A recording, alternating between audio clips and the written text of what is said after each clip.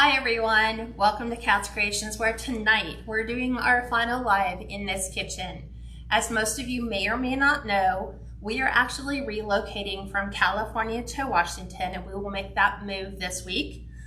Steve is currently gone, so he is taking part one of our load up to Washington, and then I will be joining him later this week, and then we will be doing lives from a new location. So I welcome you to my kitchen, which is pretty vacant. As you can tell, everything is very echoey because there's not an awful lot left in our house, but I welcome you guys to the kitchen. Tonight we're going to be making, I've had this sign for a couple of years, so I really wanted to integrate this into a wreath. Originally, when I was thinking of the color palette, because you know how you buy a sign and you think you've got the colors in your head, you go out and you buy all kinds of stuff thinking that it's going to match that color palette, and then you go and you revisit the sign and find out it's a totally different color palette. So originally when I was putting this design together, I thought it was like a red, white, and gray. So I had purchased a ton of stuff, different colored deco mesh, looking for all the right things, pull out the sign and it's a little bit more like your burgundies, your moss greens, whites, and a little bit of a tan. So it's more like a country Christmas. So we're going to go in that direction. It's a country Christmas barn themed wreath. So as you guys come in and say hi, I want to welcome you. And it's just me flying solo, so I'm going to try to do my best to give you guys the best possible view. I know a lot of you like to see the final design on a full-size door, so that's why I decided to do this live facing forward, even though I'm by myself.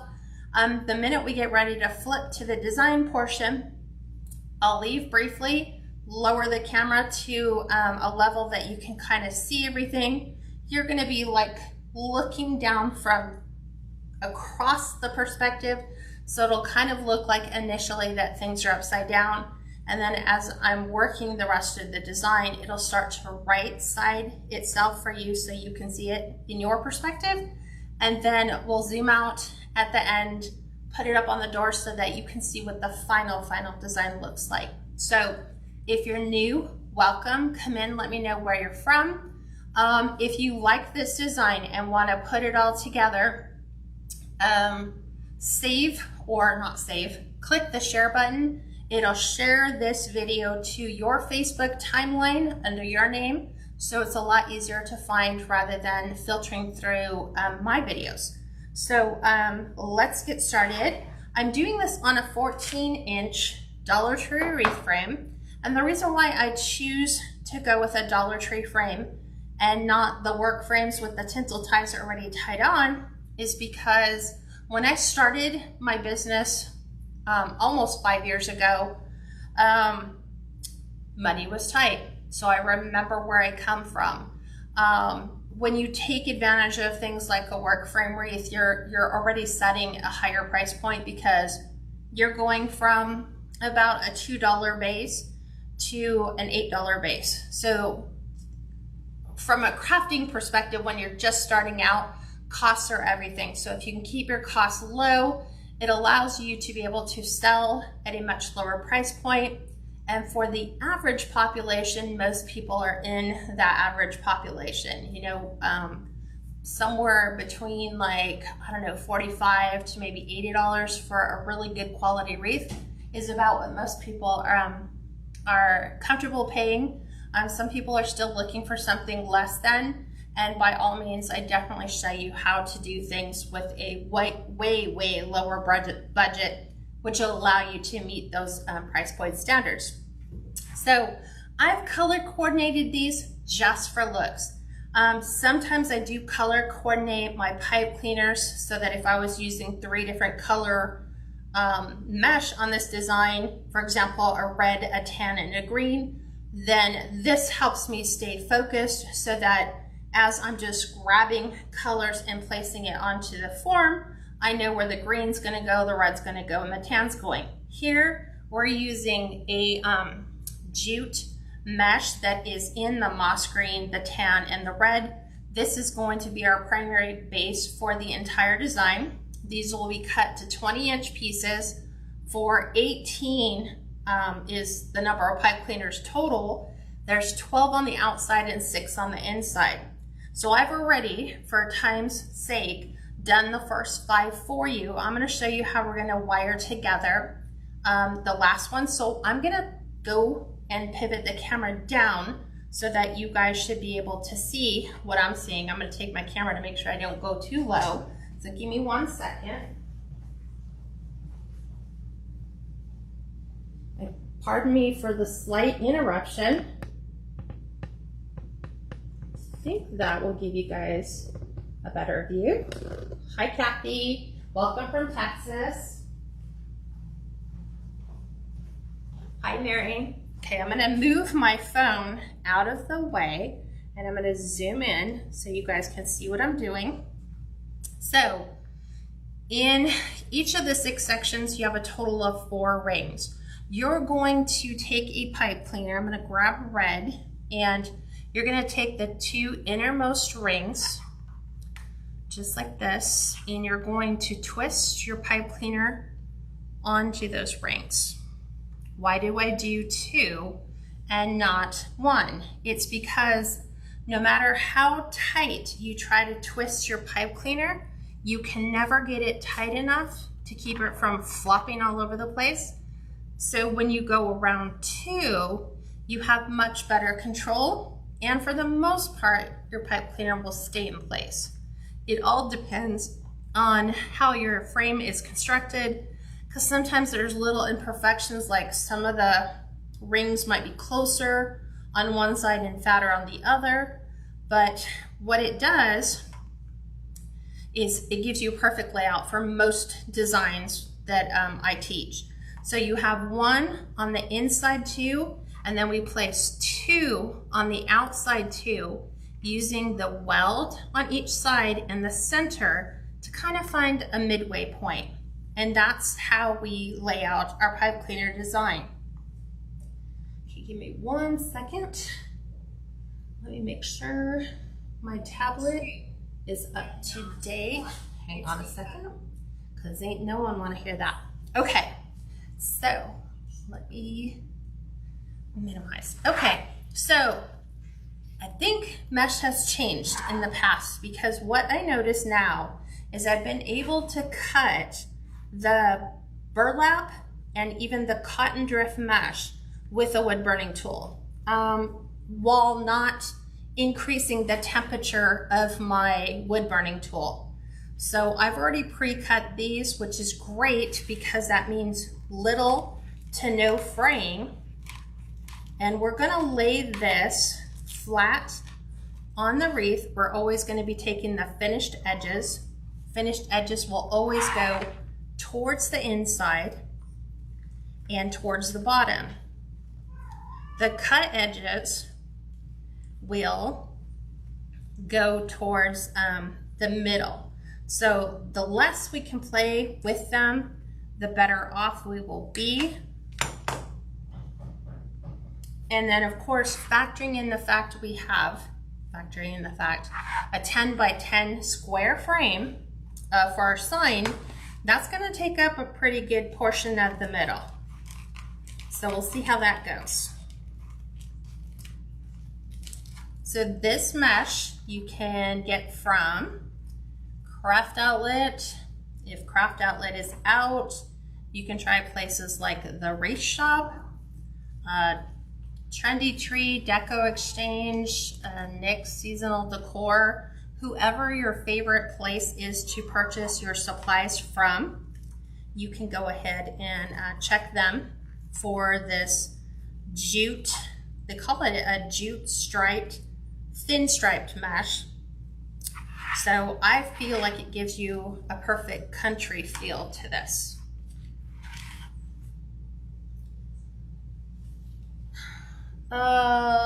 Athena asked, what are the cuts for this mesh? So they are cut to 20-inch pieces.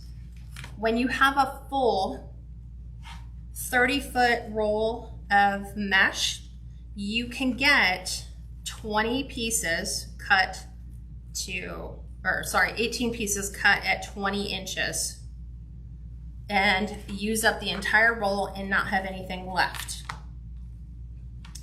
So I'm going to show you guys my technique for what happens when you get to this section. What we know when we work these sections is that the middle is a filler for the outside two.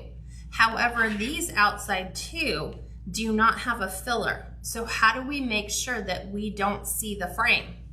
So when we are at this stage where I've done one inside, like the inside up here, here's the outside, and then I'm working into a new section. If you simply take your mesh, I like to just slightly put a little fold on the end, and I will bring this up right underneath where my pipe cleaner is, both on the top and the bottom, so that when I lay this other piece on top, I have seamless coverage. And then what I do is I just move my pipe cleaners to the left so that I don't have them interfering with the next placement of my mesh. Does that work for you guys? And then what ends up happening when we have our original three, here is our far left. I'm about to do the inside middle, which just means the one up here. I'll show you what we do. I grab this. I'm going to take this and pull it back. You'll see me do this several times. I pull it out of the way so I can lay this one in. I'm going to twist it about 5 times. I will remove the excess pipe cleaner. I will tuck this little end down. And because this is that center, right? The center's the filler. I'm going to take this and make sure this goes underneath the one preceding it. And then when we get ready to lay our outside piece here, we're going to make sure that our right side piece lays over the top. And then that's how you create that seamless, very organized, structured look for a ruffle wreath. Hi, Margaret from Newfoundland, Canada. Thank you for joining me tonight. We're gonna actually have quite a bit going into this design. So we're gonna add some rustic elements like raffia, some rusted bells, some pit berries, trying to think of what else, some pine cones. So here I'm laying in the outside right piece in that section. So I'm just making sure that my ends go over that center piece. And then again, just move my pipe cleaner to the left so it's out of the way because I'm building from the right. And then what I'm going to be doing here, folding my mesh, because here's our outside piece of the next section. So I'm going to make sure that these are ready. So when I come in to lay this piece, I have that coverage, because remember, we're missing the center piece.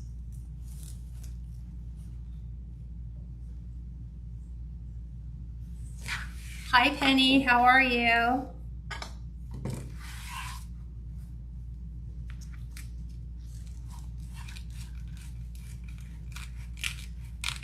Did you guys do anything for Labor Day? We packed. That's what we did for Labor Day. We packed. They gave us an extra day to pack because it's Labor Day weekend. We didn't really want to go anywhere because it's just way too hot. Here in Southern California, we're having a major heat wave. So hopefully that's going to break by this weekend coming up. Thank you, Rita. Rita says she loves this mesh. This is some of my favorite.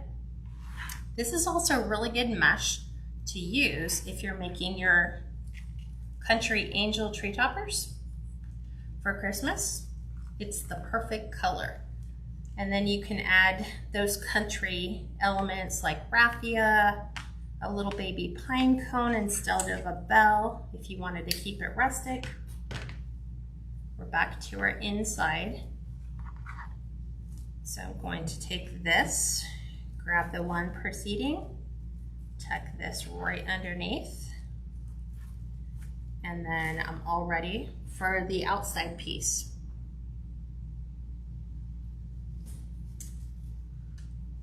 Evelyn, so you're keeping all the outside pipe cleaners intact and only cutting off the inside ones. You are correct. Because my sign is a 10 by 10 square, it's going to really interfere with, you know, if we're adding a bow and the sign, we are really taking up a lot of that center real estate. So there really isn't any point in leaving them. If you're new to wreath making and you're not sure if you should leave them on or cut them off while you go, my suggestion is leave them on and then get to the end of your design, and whatever, you know, as you're placing bows or as you're placing signs, if it's going to cover a pipe cleaner that's existing, then you can remove those at the same time until you get to where you can look at sizes of signs and your whole design process and know whether or not that's going to be in the way. I do it for the sake of time because I already know I could leave them on there and then wait, and then at the end I have to go back and remove them all anyway. So I'm just kind of doing that now to save time for you guys watching.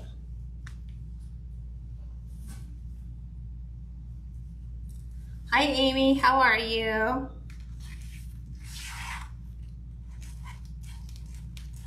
I am so looking forward to fall. A break in these super hot, high temperatures. And up in Northern California, there are multiple fires right now, sadly, that are displacing people from their homes. And knowing that California is in the midst of a drought anyway, it doesn't make that process any easier.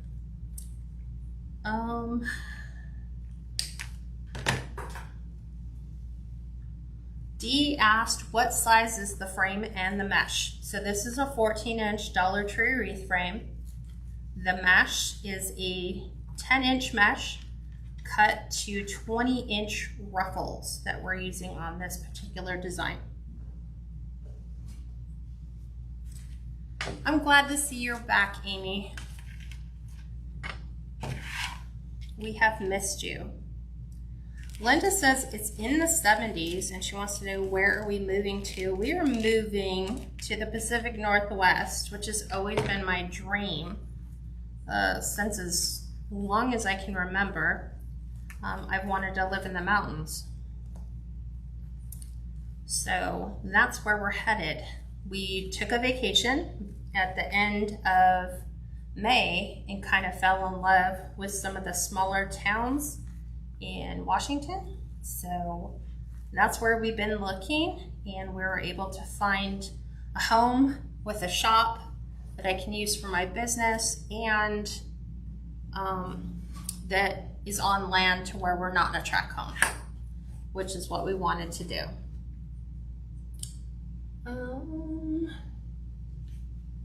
Rita says, I've been sick since Wednesday, but was able to finish the cross wreath for our grandson's site, and Halloween rail wreath the day before, thank goodness.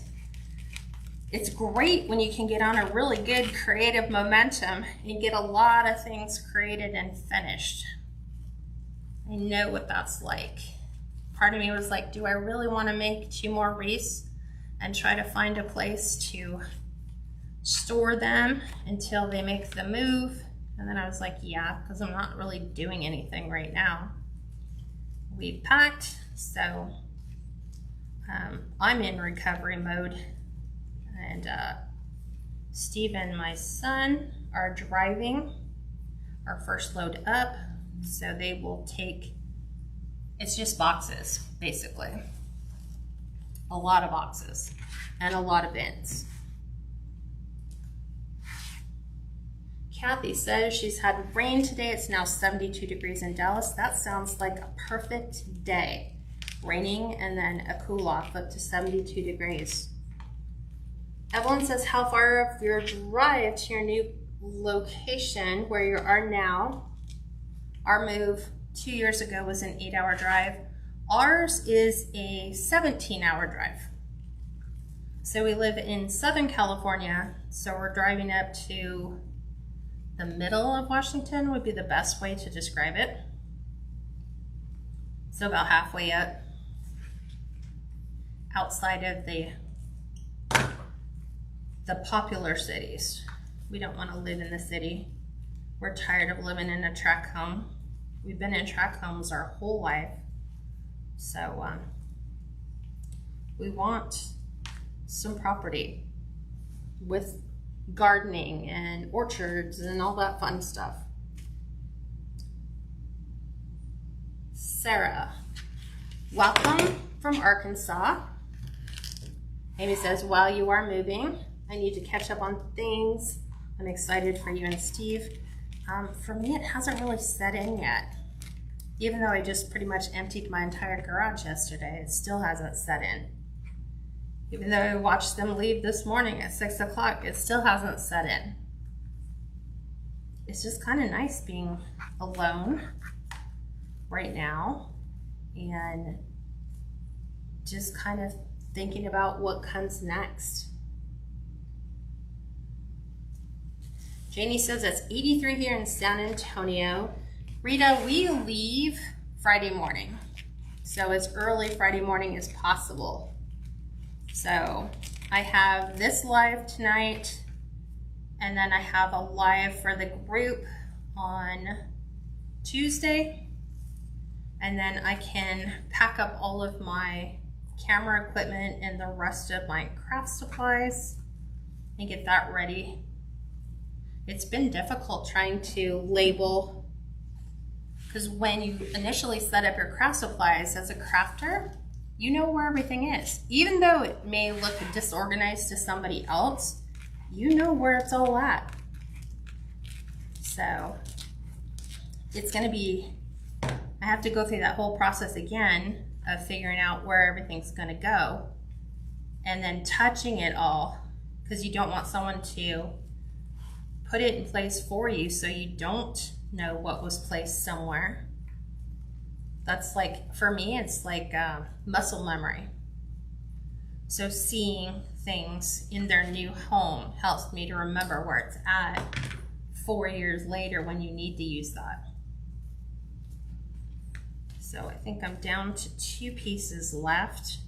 I'm still always moving that inside piece to the inside, and you'll always see me refluff the outside so that it's laying the way that I want it to do. I saw your comment, Melody. She says, have you found things you have forgotten? Yes. I knew I had them, I just didn't know where they were. Because we have reorganized our craft room probably like 4 different times. So I knew where I had some things or a general idea, but not until I started moving things and I was like, oh, hey, I found this. How interesting. Like the sign. Mentally in my head, it was a whole different color palette. I could have sworn this was red, gray, and white until I found it. And then I was like, can I pull off the red, gray, and white, even with a little touch of green? And the answer was no, no way. It did not look good with gray. So we're gonna stay in this color palette, and I'm gonna continue to look for something else that will fit in that gray, white, and red color palette. Okay, we are all set. So this is our base. It is all set. Brenda, the ruffles are 20-inch pieces and there's 18 of them. You can get this mesh at Craft Outlet. Thank you for those of you that are actually jumping in and offering those answers. That helps so much because you guys already know. And then they don't generally have to wait for me to respond. I appreciate you guys jumping in and doing that. Okay, so there's our base. We're gonna come in with some ribbon tails. We're gonna be doing 8 different ribbons, 9 different ribbons on this design. So these are the ribbons I have picked out.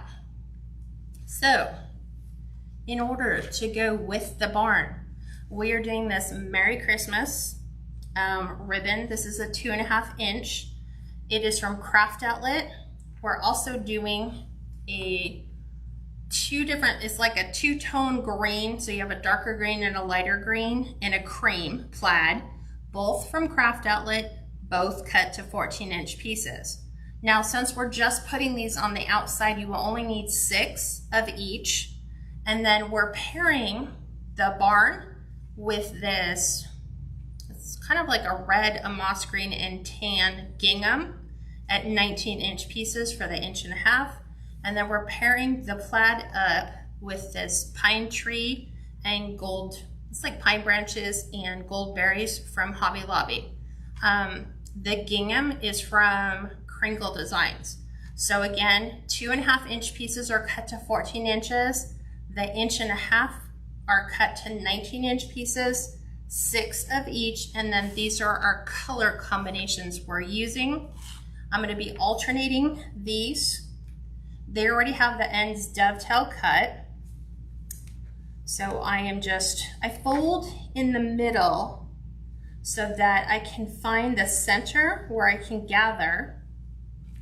I'm going to place that right in the center of my pipe cleaner. Give it about 1.5 twists. I'm going to fan this facing outward. I'm going to take my 19-inch piece. I'm going to take my dovetailed ends and bring those together. Go up about 2 inches from the top, pinch in.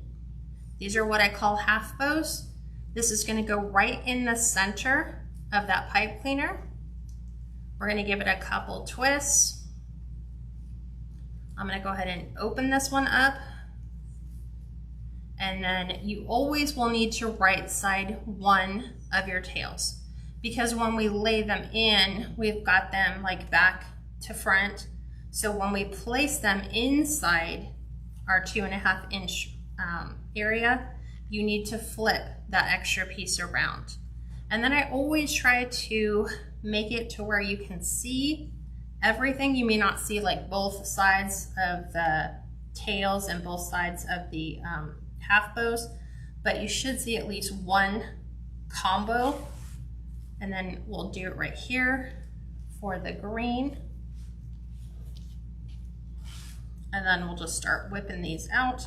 As you notice, I'm leaving my pipe cleaners in place for now because I'm not quite sure what I want to place as far as embellishments on these. So here's the one, fan it. We're taking our 1.5 inches, 2 inches up, pinch in, place this in the center. I'm gonna move the other pipe cleaner out of the way.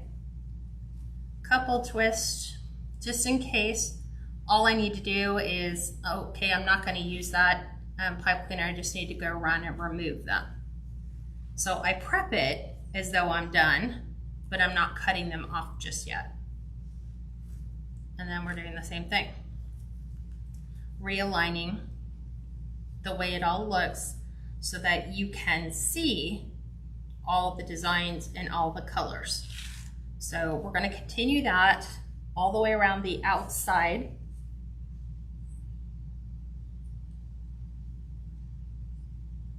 Hi Sandy from Florida. You're welcome, Vicki. Hi Linda. Lorraine asked, what is a wood cutter? It's actually a wood burning tool. So most of us know what a soldering iron is. A wood burning tool, depending upon the tip, can look like a knife. It's got that angled chisel point. So I make sure that if I buy a wood burning tool, which you can get off of Amazon, they're about $20, that the temperature on your wood burning tool goes up to 425. That's where you need it to be to cut your mesh, but when it's cutting your mesh, it's also sealing the cut edges, and it kind of helps keep that from fraying.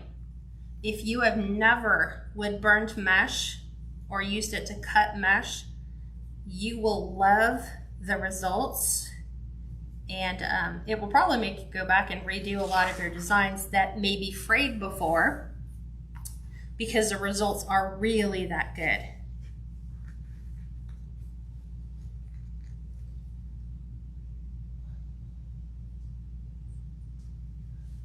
Rita says she was quite surprised I went live tonight.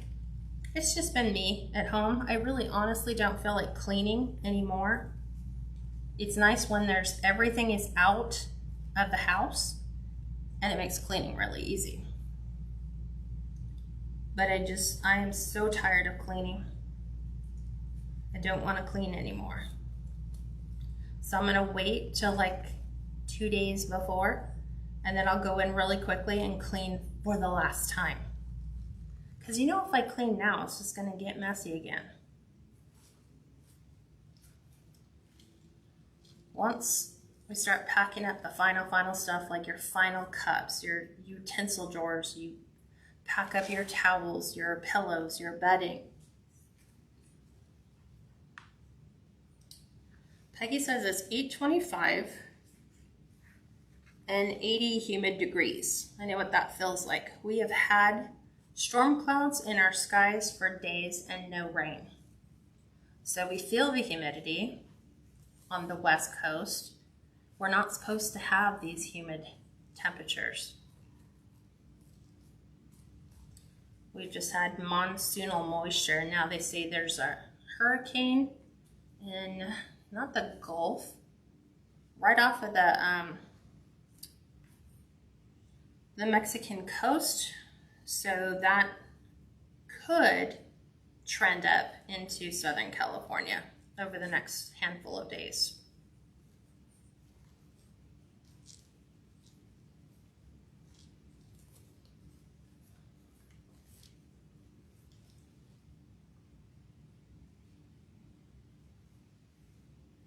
Evelyn says we moved to 4 acres to 3/4 of an acre, tried to maintain that much, tired of maintaining that too much property. That's what I told Steve. He's like, I got it. I'm like, you can't maintain the property we have now. You're just a busy guy. I can't really see you doing 3 acres, but okay. We will see how that goes.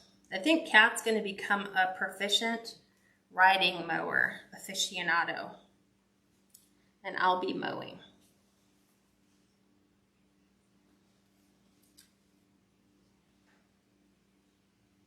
Thank you, Dee, for explaining to Lorraine what the wood burning tool is. I love it. I will never cut my mesh now. As long as mesh can be cut with a wood burning tool, I will always cut it with a wood burner.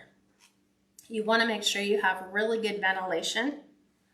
So make sure you're either doing it outside, do it in the garage, or someplace where like you have a fan that you can redirect those fumes. Because depending upon what is in the mesh that you're cutting, sometimes it can give off a funny smell. So better to be safe and protected and not have health care issues show up later.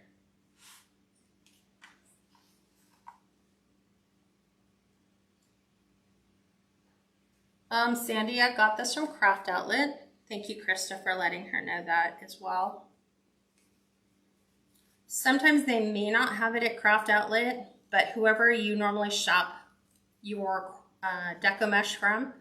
You know, you can always check places where, you know, you might have some gift cards for or some discounts, and see if they carry that as well.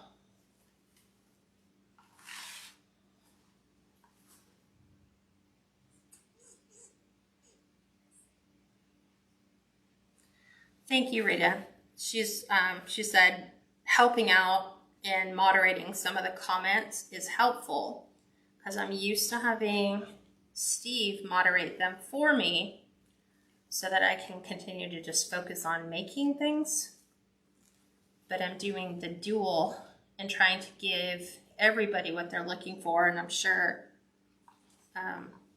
people might not be too happy that I'm not moving along a little bit quicker, but the one thing that I have learned by being a corporate trainer for well over 10 years is we don't necessarily keep the pace of the slowest learner, but we also don't keep pace with the fastest learner. So I try to make sure that all of your questions are answered so that you have initially what you need from this tutorial to benefit you.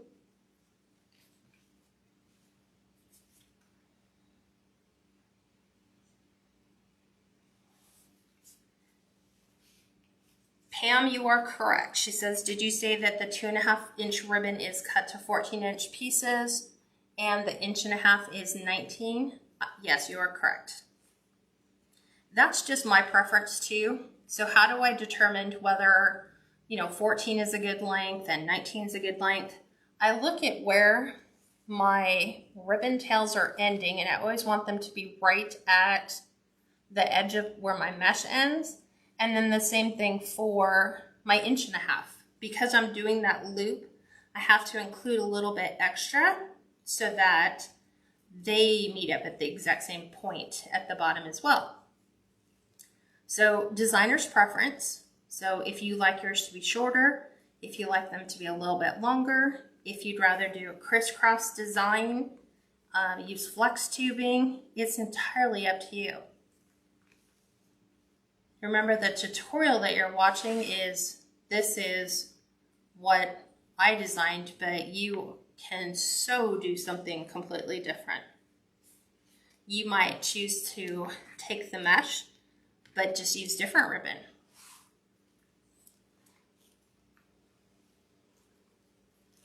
And there's nothing wrong with that at all.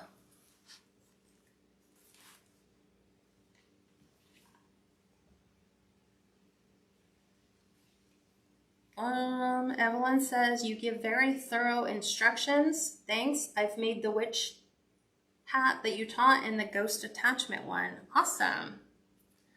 I loved both of those tutorials. And the reason why I'm reading the questions and then replying is this is going to flip over into a replay for YouTube subscribers who don't get to see the comments that I am responding to. So imagine someone who can't see, which is also another thing. You know, for someone who might be sight challenged, having somebody read the comments and then responding makes them feel a part of the tutorial as well. Last one of each of these. So we have one more of the barn and then one more of the plaid. Oops. And you could add lights to this. You would just want to lay them in. My recommendation is before the mesh. Like, I would wrap them around the frame, focusing more in the areas where you know it's going to be visible. For example, you would not want to like place it heavily in here when you know you're going to have a sign that's going to come in and basically cover everything in here. So maybe to the outside in the middle sections is where I would focus more of my lights. Let me make sure. Pamela asked the question that I am the most concerned about, which is how do I think my cats will handle the trip? Well, we decided to be pretty proactive and had them seen at their vets before we traveled so that they could be checked for any underlying issues we don't necessarily know they might have before giving them. There's 2 different types of sedatives that we were given. And all it does is take the anxiety out. You know, if you have cats that are, which I do, prone to be very vocal in the car because she doesn't know what's going on. She's also our oldest cat. It's just going to kind of help calm her down so she can sleep. Not knock her out cold, but just make her relaxed. So I will keep you updated on how well that goes. This is why they took the bulk of the stuff now, because no pets. They could go quick, they could drive long. So there is our base with the tails focused to the outside. Again, I left all my pipe cleaners in place because I'm not sure which ones I'm going to add raffia to, and I'm not sure which ones I'm going to come in and add the embellishments like the little pine sprigs to. I'm not sure, like I'm feeling like I want to add the pine to the more green and then add the raffia to the barn, but I'm not sure. So let's create our bow.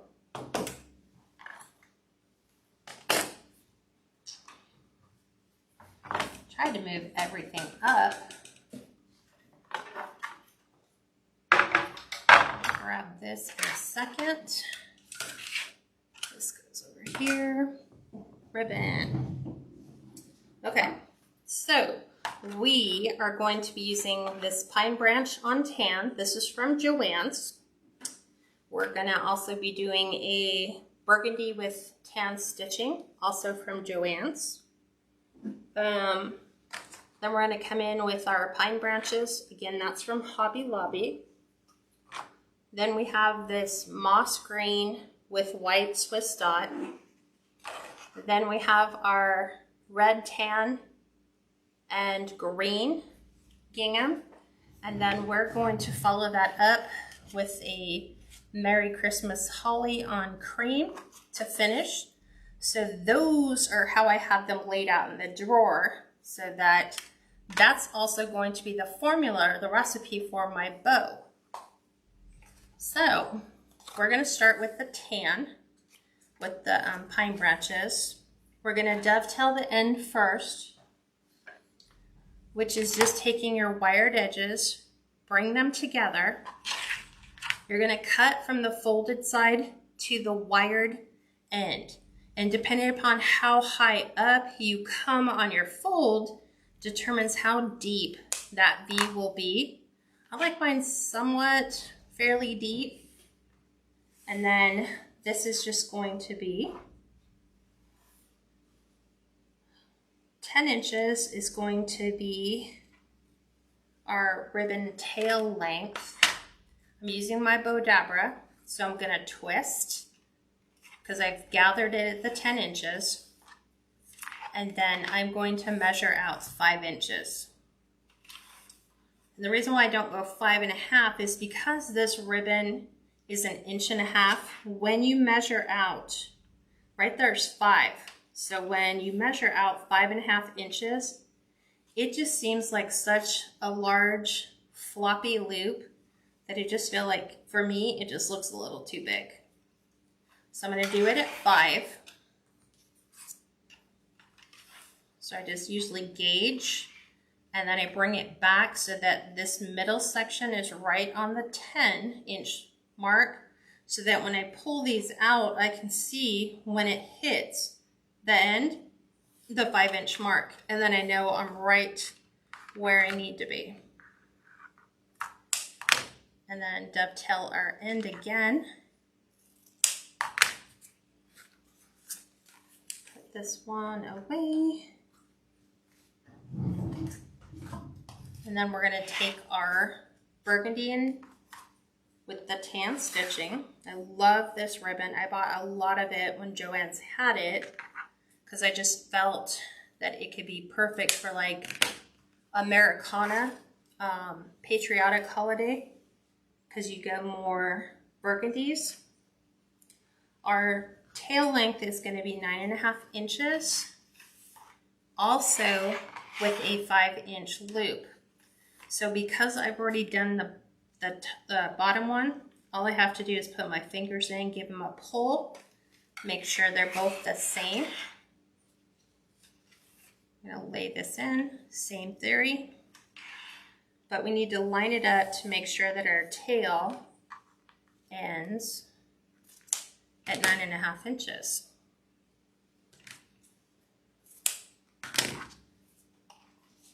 This one's down.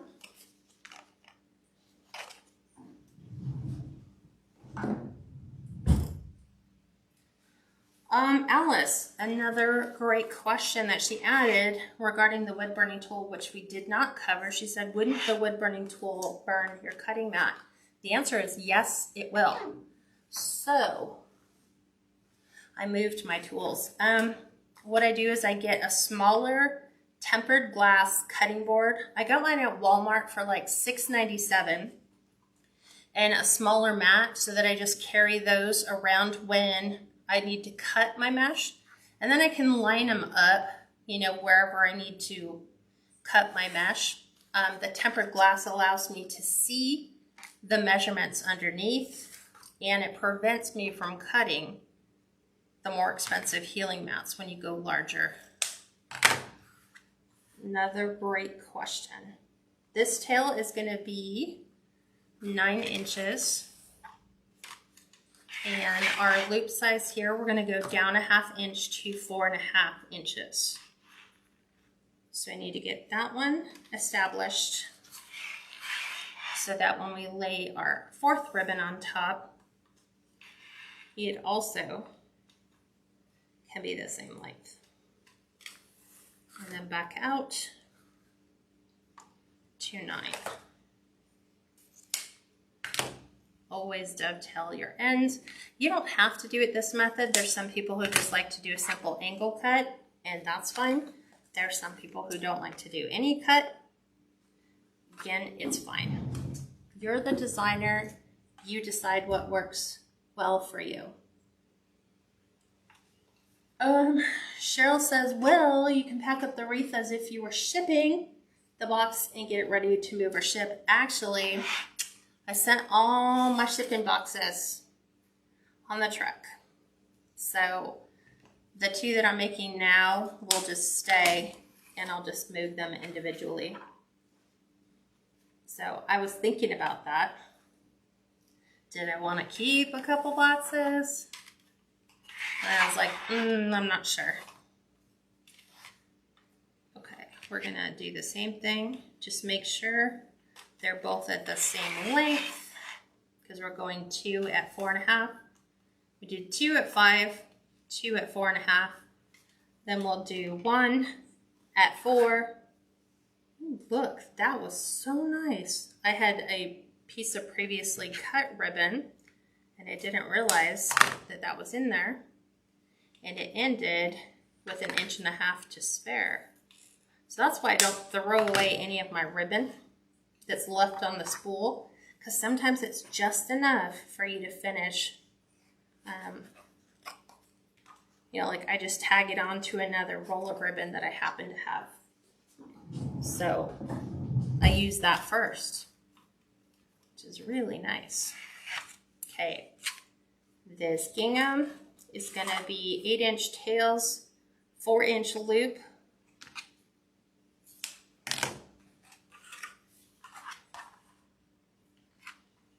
Okay, 8s.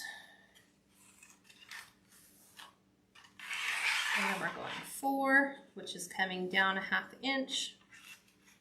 We'll make sure. Up and around. Am I the only one that spins her Bodabra? I don't even know when I just made that a thing. It just was like I self-evolved into that process of turning my bow dabra. I had somebody ask me once, why do you do it? And I was like, I don't know. And I think it's because it keeps my ribbon from getting all twisted as I spin it, so that I'm not dragging my ribbon back and forth over what I'm currently working on. Okay, last one. I love this Merry Christmas ribbon.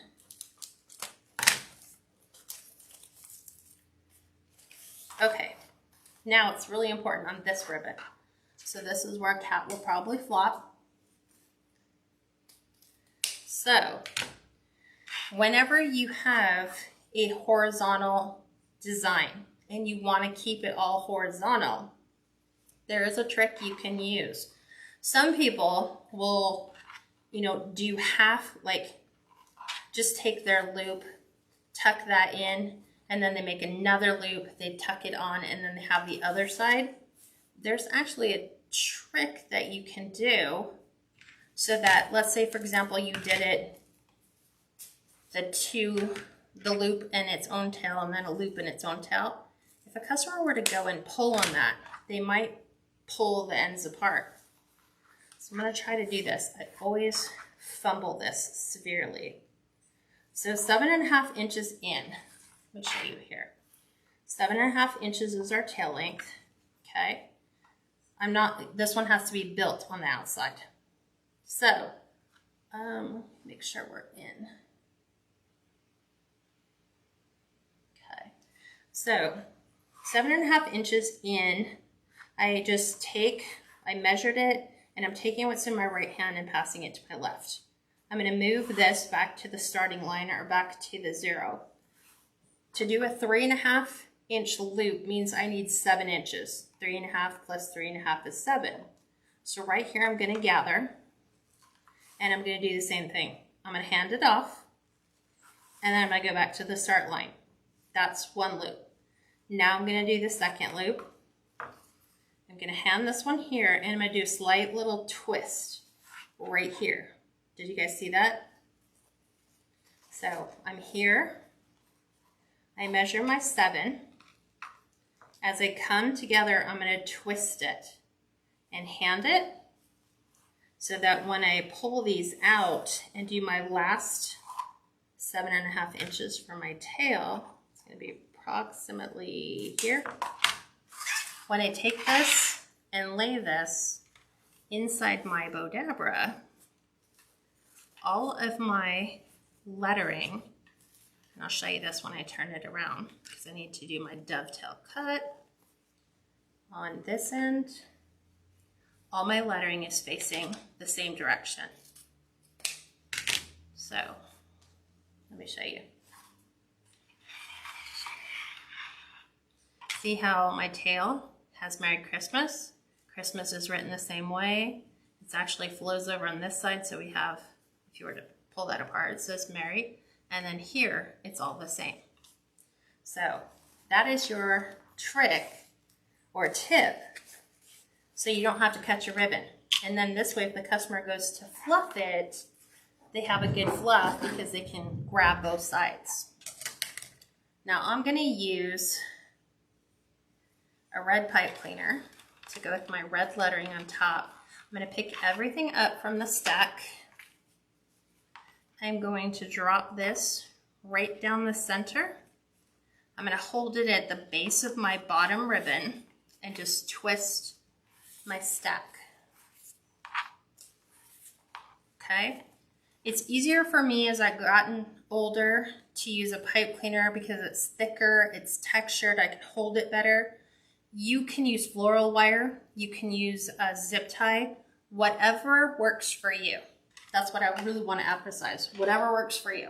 There's no right or wrong. Then we're going to fluff. So, I had something that rolled. Felt like it was rolling. This is a 24 by 24 by 1 inch thick cutting board. I had it custom made because I wanted something to where if you made a bow, I sold bows, it was kind of like a bow staging thing. but it also helps me to fluff because I would prefer things that are flat, like as you're doing things here. I like flat rather than height, so this is why we did low for the fluff board.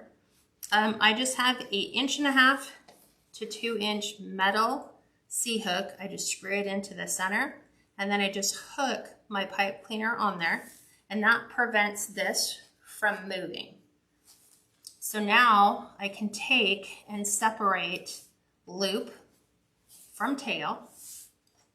Okay, I'm going to go over to the other side, find the same ribbon, which is at the bottom. I'm going to pull them opposite. Here's my tail, here's my loop.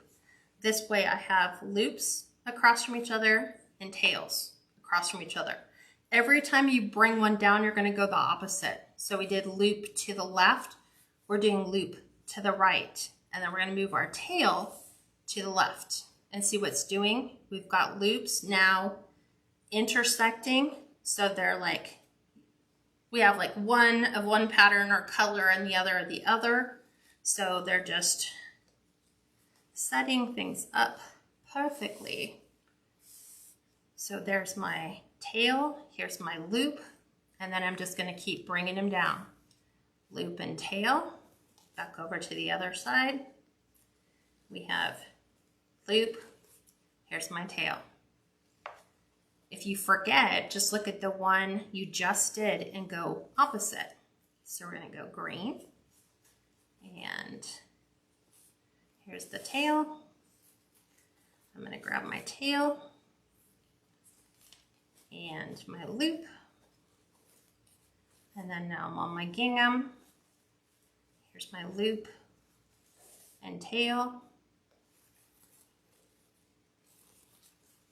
Here's my tail, here's my loop, and then lastly, here's my loop, here's my tail,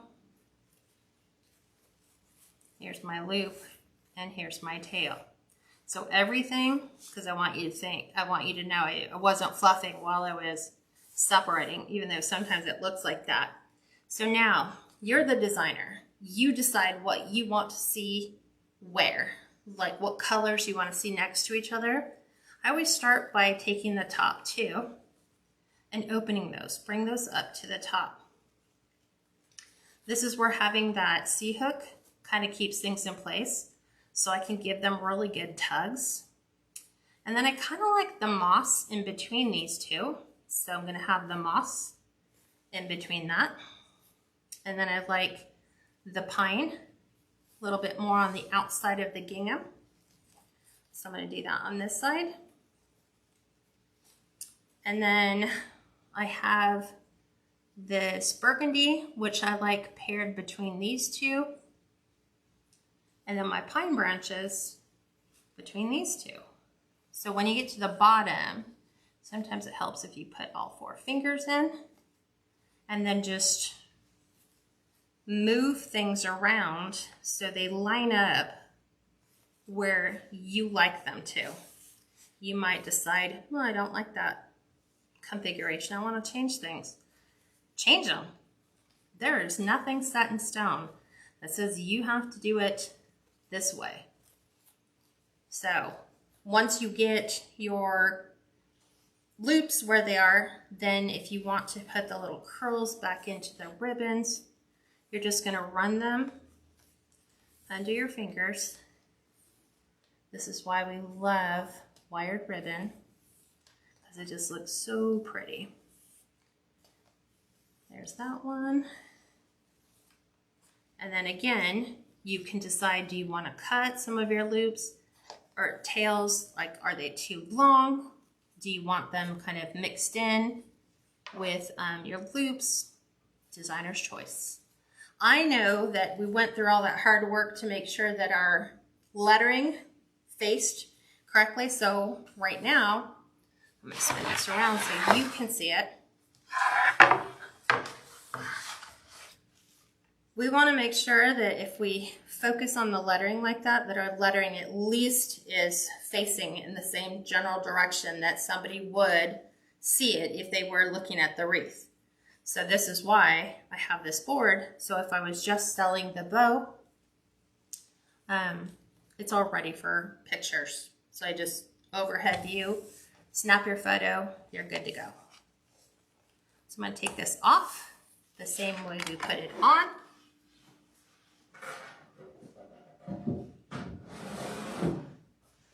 And now we will grab our wreath. We will prep our sign and then figure out where are we going to put the bow.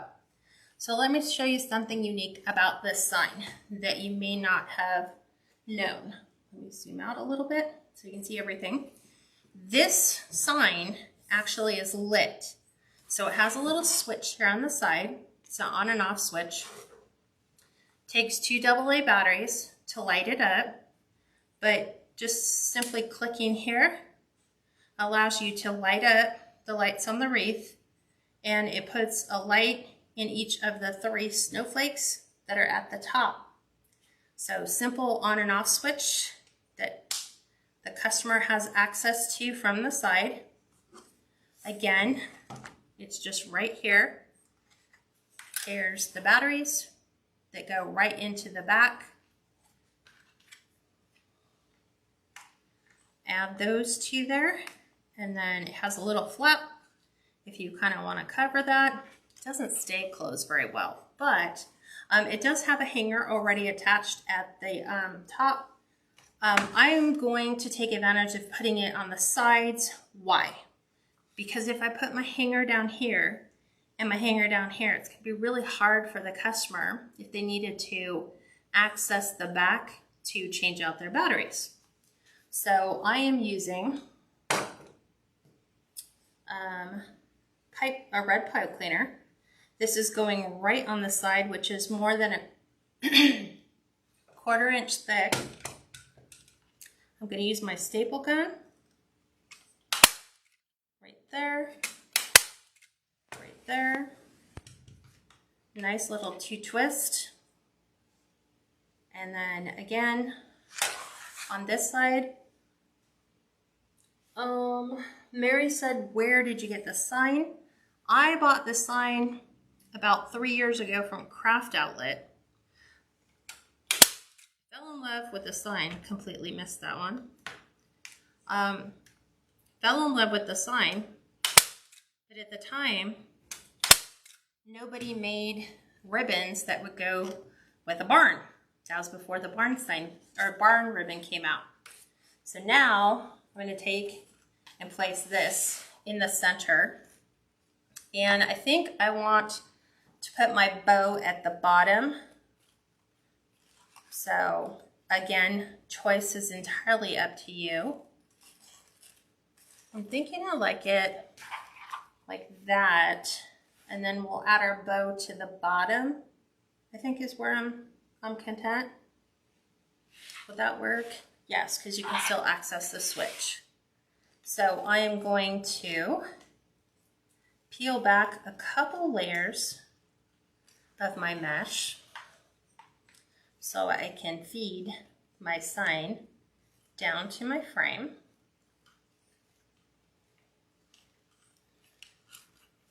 So I'm going to pull these back just like this. Pull the ones in the front, little babies out of the way.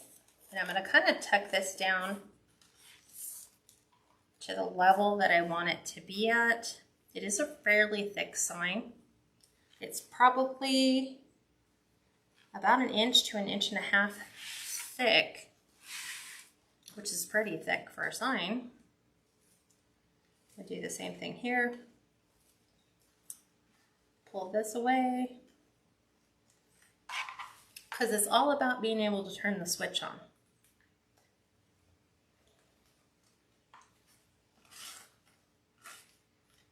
Kind of pull that back a bit. Kind of camouflage the switch so only the customer would know where it's at. And I'm going to pull the ones on the top. Trying to get that one underneath. There we go. Nice and snug.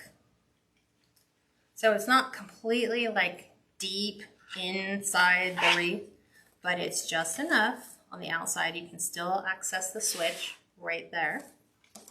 And then I'm going to slightly allow my mesh to kind of fall up and around our sign.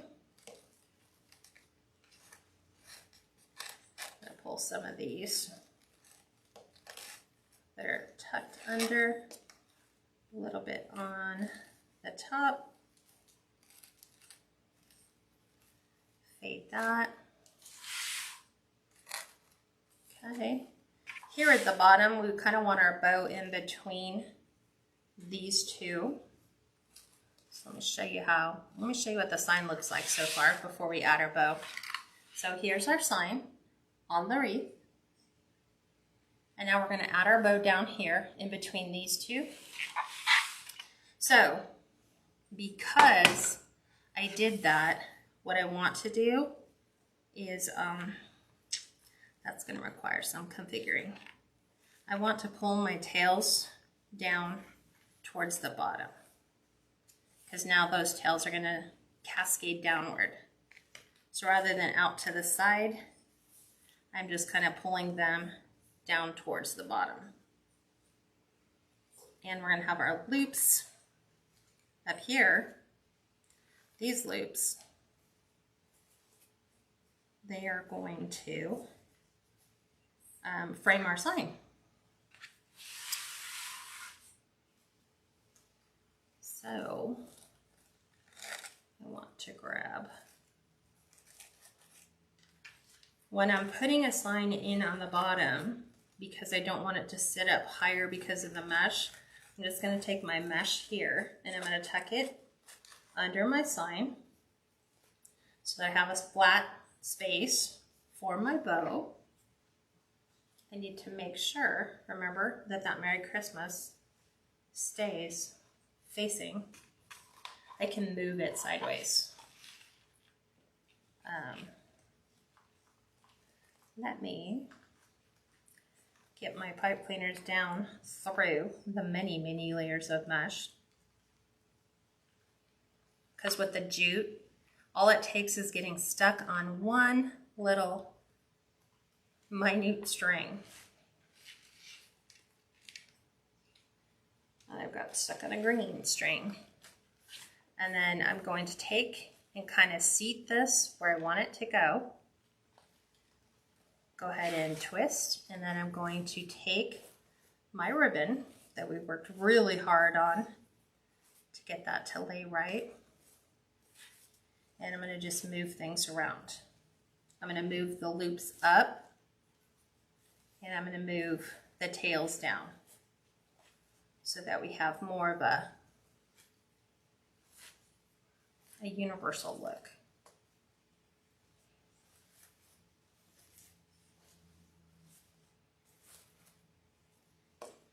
I'm going to pull you over to the side. You're going to be right in the center. We're framing the edge of our sign.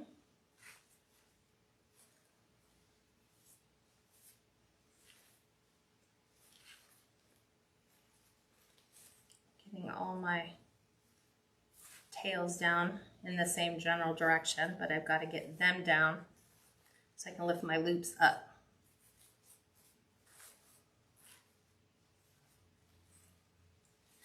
Need this one up. And its tail needs to come down. So I've got to just get them situated, whether they go on top of the loop or on the bottom. Sometimes it's handy to figure out where you're going to put your bow ahead of time. This one I didn't really know where I was going to place it, so kind of had to figure it out afterwards.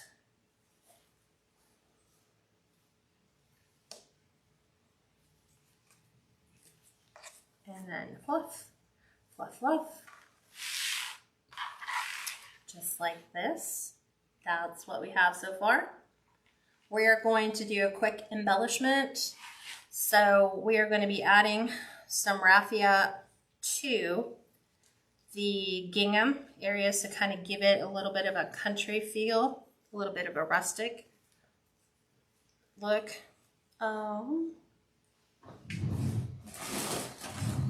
We are also, because I have my glue gun on, we are going to be, let's do the raffia first.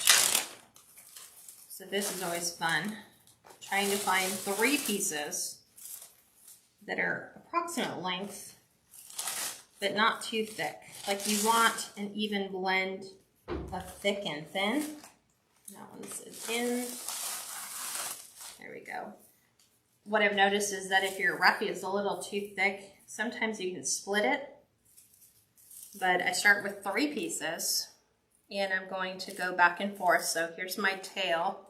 It's about 6 inches long. And so I'm just going to go back and forth and hold the bundle in my hand until we basically run out. So this little bundle is going to get added to that section where we have the barn ribbon.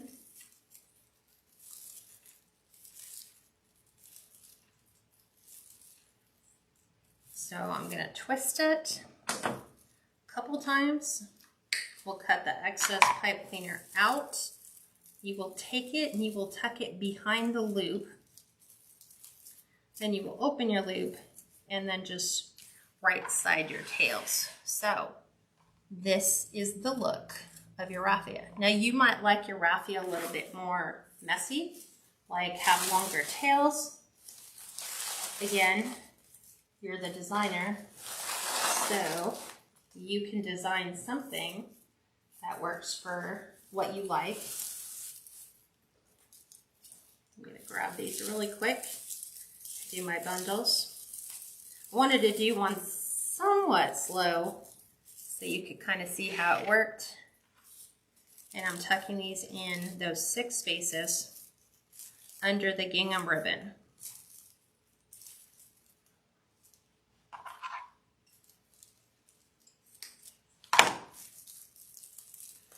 Up, under, around, refluff, so that you kind of have that. It's a barn, right? Barns are where people store their hay, so raffia, kind of like straw.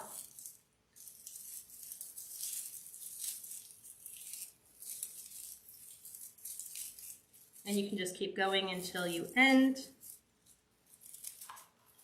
All the ends don't have to be the same length. They don't have to be like some on one side and some on the other.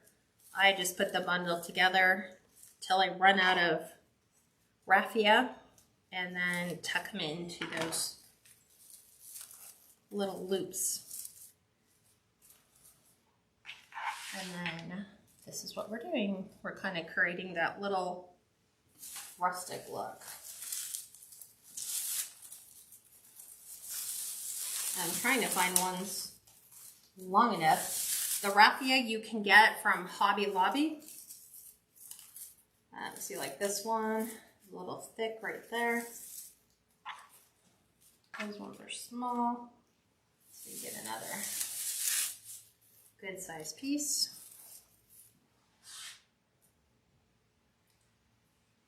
Thanks, Eileen. She said, beautiful, I love it.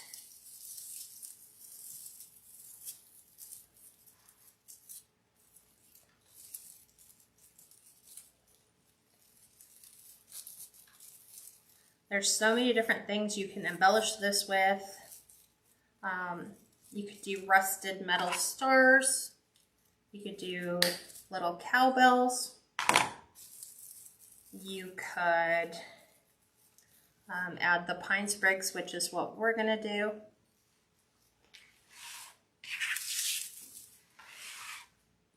I've got 2 more, and then we'll add our pine to this design.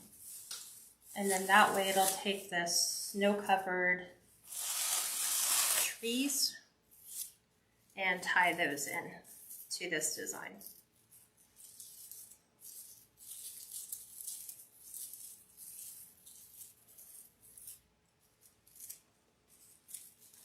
If you wanted to, you could add a little bit of raffia to your bow. You could do the same technique and then If you didn't want to pull the bow apart to add the raffia at the end, you could just gather that up in a little bundle. I would probably put a tan pipe cleaner around it, and then you could just glue it into the center. Okay, one more.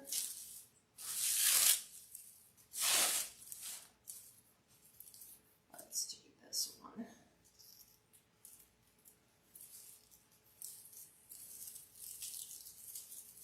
This one's a smaller bundle, but I'll take these little ends that we've had that were a little too small and add that into the mix. This one's going to go right underneath our bow. It's actually on this side. And yes, I continued the design under the bow.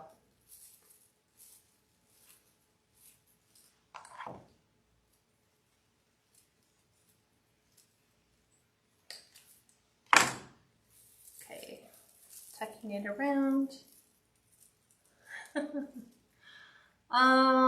So I got Ma Duke's beavers. How in the world do you find time making a wreath while moving? You just do.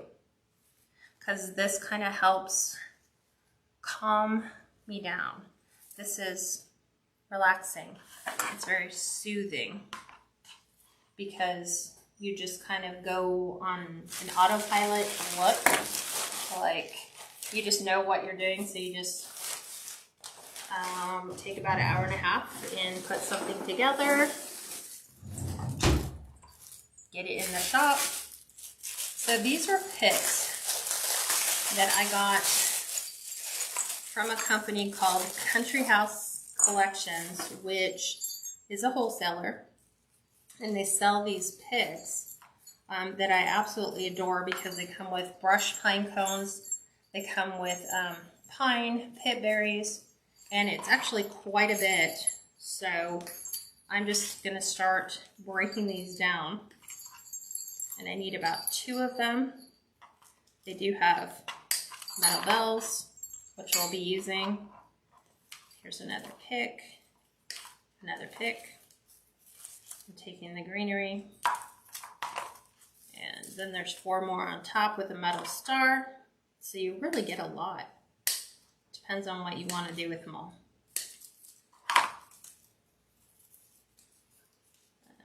That goes around the berries.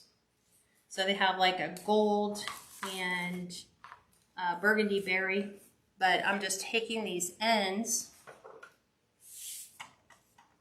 Oh, thanks, Steve. She says, I put things underneath my bow too.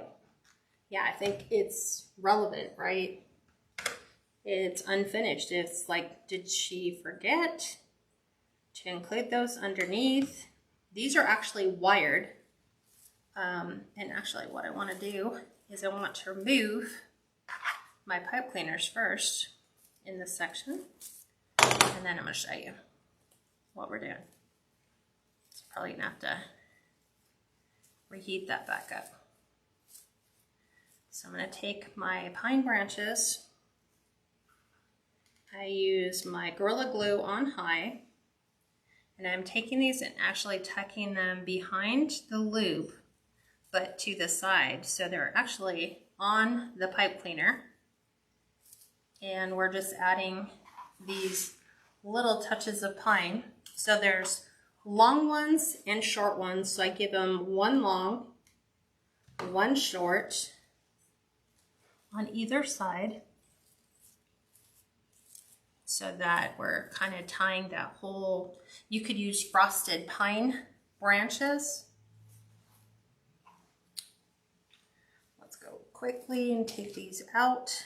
We're almost done. Got hung up on my glue.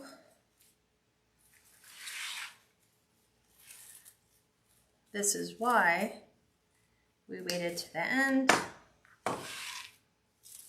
I'm just removing my pipe cleaners from those locations where I'm going to add the pine branches. Remember, we're doing the same thing. We take the leftover end that goes behind the loop, so you don't see that. Can you say it again? Echo. Stop. It's always listening. There we go. We're going to do a long.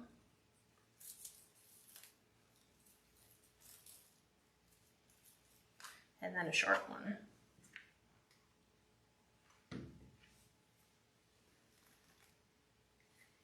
Tuck those behind.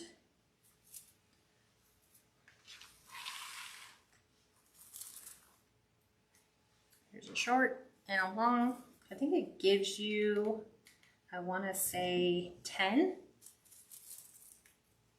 So this is why you need an extra one.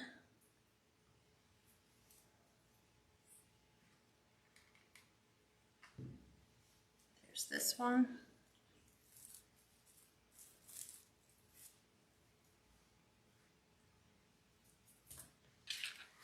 Spin it around.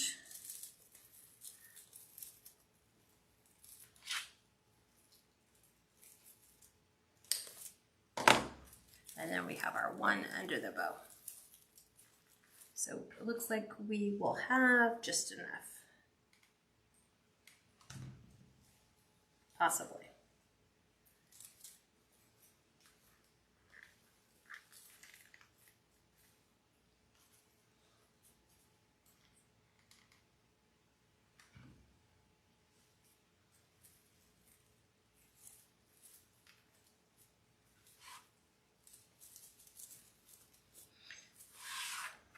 Let's grab the one under here.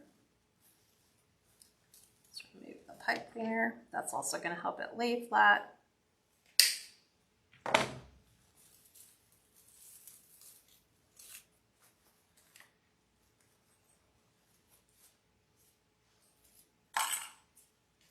going to shortcut this one, make it 2 shorts, so I don't have to cut into another pick just for one.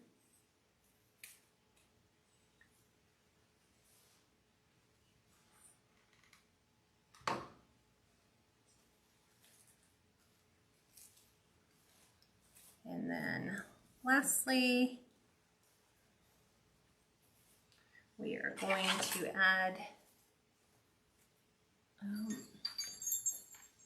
going to remove this metal bell. This metal bell is going to go in the center of our bow.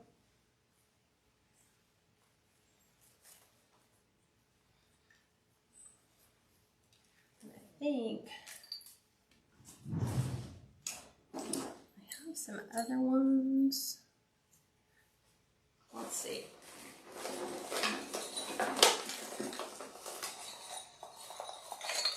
So if you go to Hobby Lobby, I don't know if they'll have them this year. I've been really disappointed by some of the outcomes of what Hobby Lobby's carrying lately.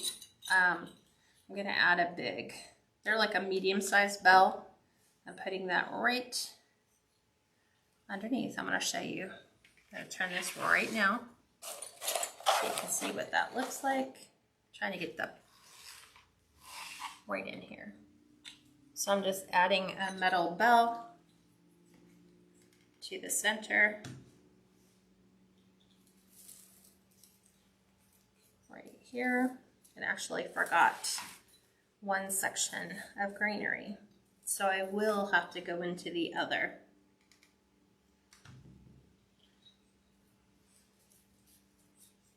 And this will also keep the loop up.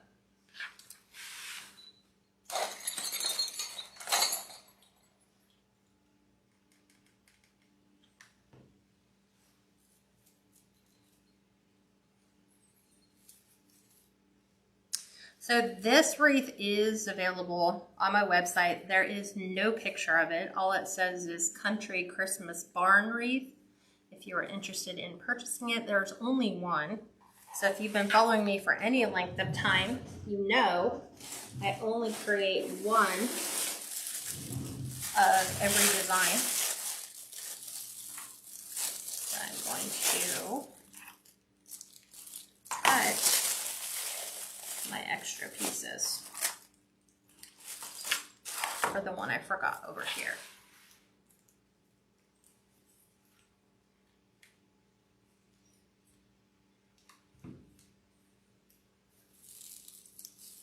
So there's that one. I will be fluffing this bow quite a bit, just because it needs to have the right look.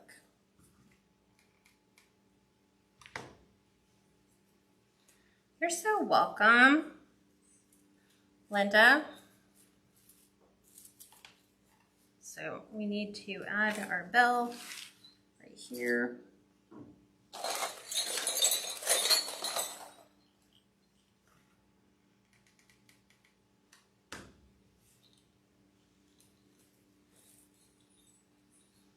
And then the one underneath. Always the one underneath. Right here. So I love rusted bells in all of my country Christmas decor. I have a feeling we'll be doing that on our tree a lot this year. Rusted bells and pine.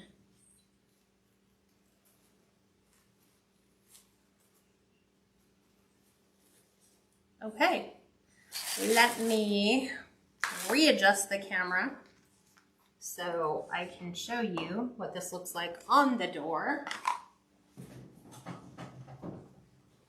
You're going to see a slight wiggle.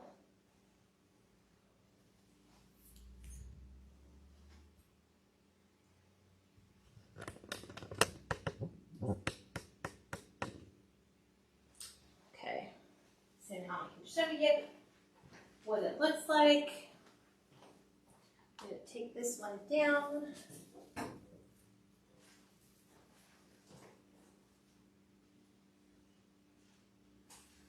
This one is so big. Oh, it'll stay on my sink. There you go. Okay. So let's fluff you one final time. We'll get it all situated on the door. Just like that.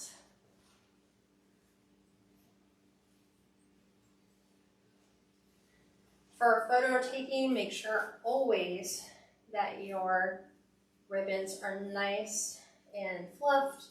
You don't have any creases. You don't have any glue threads going to where they look like spider webs. Just remove all those.